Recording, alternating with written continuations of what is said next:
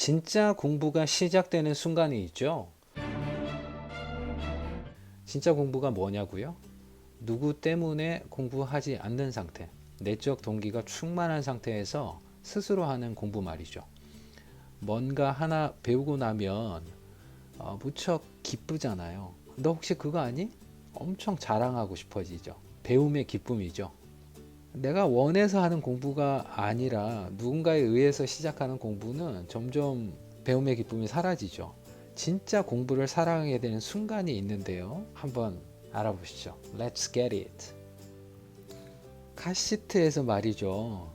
세상을 배워가는 아이들이 카시트에 앉아서 좌절을 맛보는 순간이 있어요. 언제냐고요? 이게 진짜 공부랑 무슨 상관이냐고요? 한번 들어보시죠. 벨트도 갑갑하고 창밖으로 똑같은 장면만 보이고 답답해지는 아이들. 언제 도착해? 라는 이야기를 시작합니다. 1시간 정도 걸려 라고 답해 주지만 아이들이 납득하나요? 그렇지 못하죠. 언제 도착하냐고. 1시간 정도 걸린다고. 언제 도착하냐니까. 60분 정도 더 가면 된다니까. 1시간, 60분. 엄마 아빠는 너무 자연스럽게 이야기하지만 시간과 분, 이 단위에 대한 개념이 없는 아이들은 답답하죠. 그렇죠? 사과 한 개, 뭐 바나나 한 개, 뭐 이건 많이 접해봤지만 1시간이라는 건 한 번도 눈으로 본 적이 없거든요. 시간이 뭔가요? 엄마 시간이 뭐야? 라고 아이들이 질문하면 뭐라고 답하시겠어요? 사전을 한번 찾아봤습니다. 어떤 시각에서 어떤 시각까지의 사이, 이렇게 아이들에게 답할 수는 없지 않습니까? 1분이라는 시간 대신 너 숫자 60까지 세봐 라거나, 혹은 우리가 지금 머리에서 출발했고 발로 내려가는 중이야.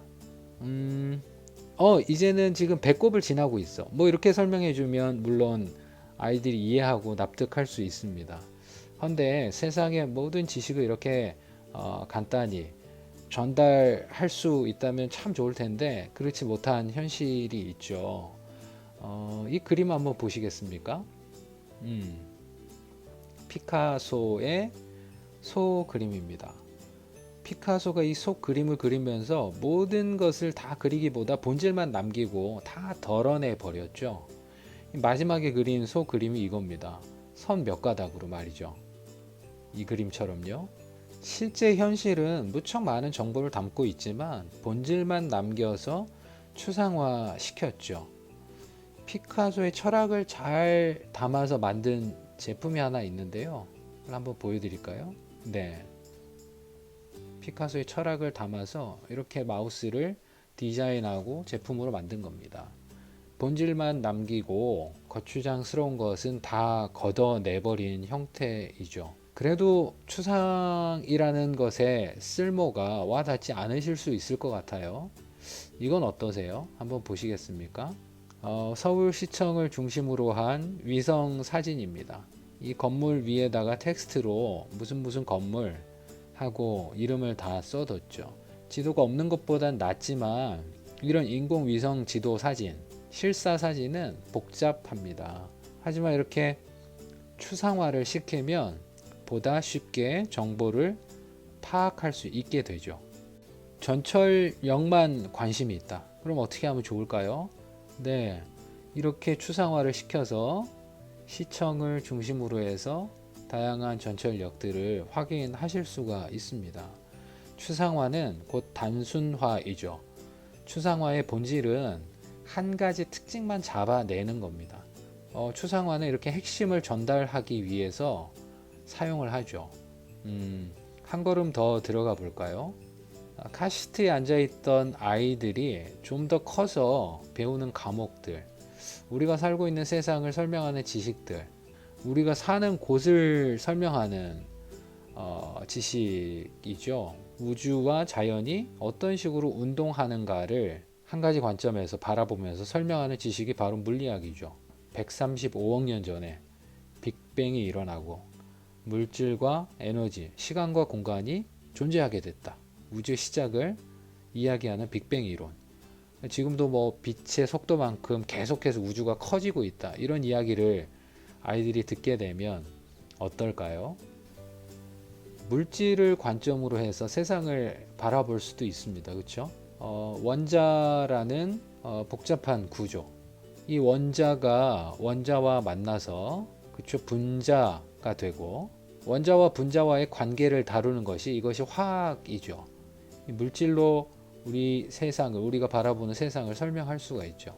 물은 물이고 공기는 공기인 것 같은데 물도 분자식이 이렇게 표현이 되고 공기도 역시 마찬가지죠. 공기를 구성하는 이런 원소들로 분자들로 표현을 해서 보여줄 수 있다는 거죠.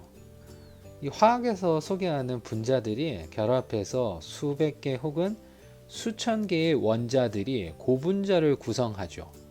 단백질, 녹말, 이런 고분자로 이루어진 물질들이 숨을 쉬기 시작하면 생명이 들어가기 시작하면 거기서 생물 이야기가 시작되는 겁니다.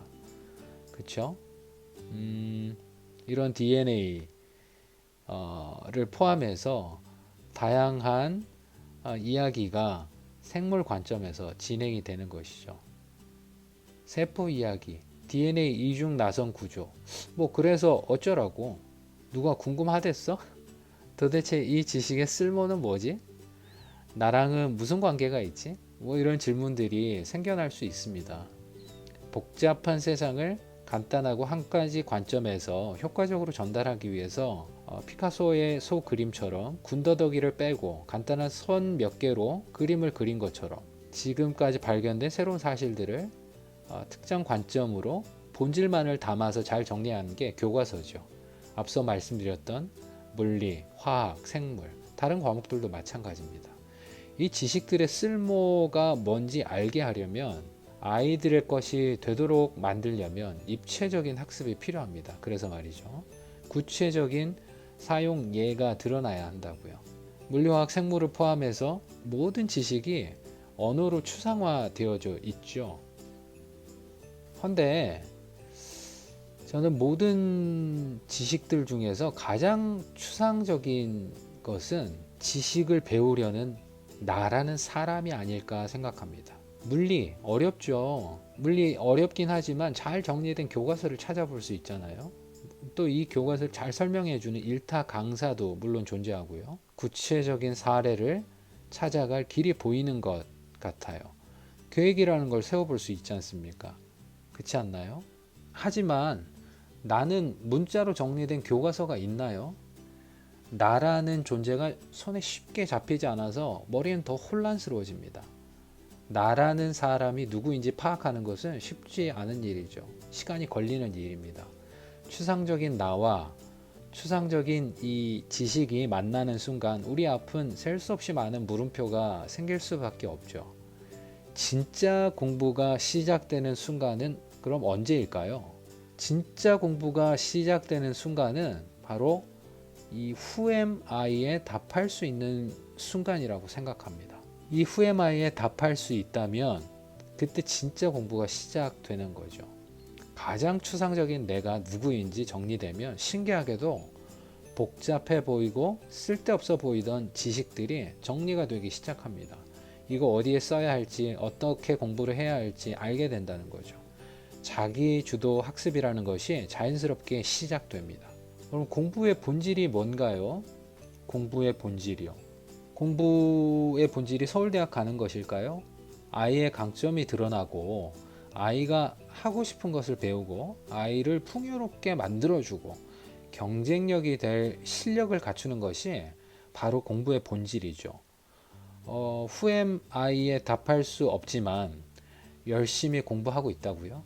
글쎄요. Who am I에 답할 수 없다면 자잘한 공부 기술에는 집중할 수 있을 것 같아요.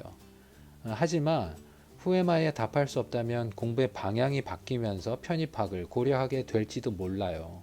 남부러운 직업을 얻게 됐더라도 다른 것으로 눈을 돌릴 수도 있죠.